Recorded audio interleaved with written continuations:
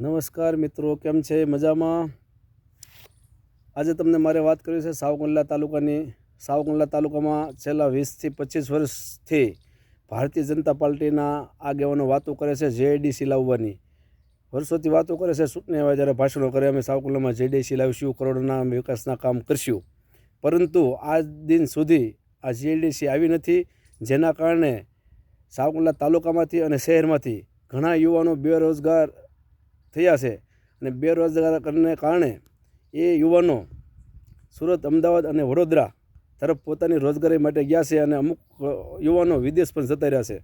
તો મારે સાવરકુંડલાના ભાજપના આગેવાનોને નમ્ર વિનંતી કે ચૂંટણીમાં ખોટા ભાષણો કરી અને લોકોને ગુમરાહ કરવામાં, જો તમારે ખરેખર જેડીસી લાવવાની હોય તો તમે જેડીસી લાવો અને લોકોને, યુવાનોને રોજગારી આપો.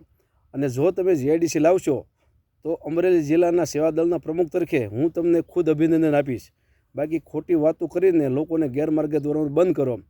જો તમને મારો આ વિડીયો સારો લાગ્યો હોય તો શેર કરો, લાઇક કરો અને કોમેન્ટ કરો. આ વિડીયો સરકાર સુધી પહોંચવો જોઈએ, જેથી કરીને એને ખ્યાલ આવે કે લોકોને આપણે ગુમરાહ કરીએ છીએ એ હવે લોકોને ખ્યાલ આવી ગયો છે અને હવે આ ગુમરાહ કરવાનું બંધ કરો. જય માતાજી.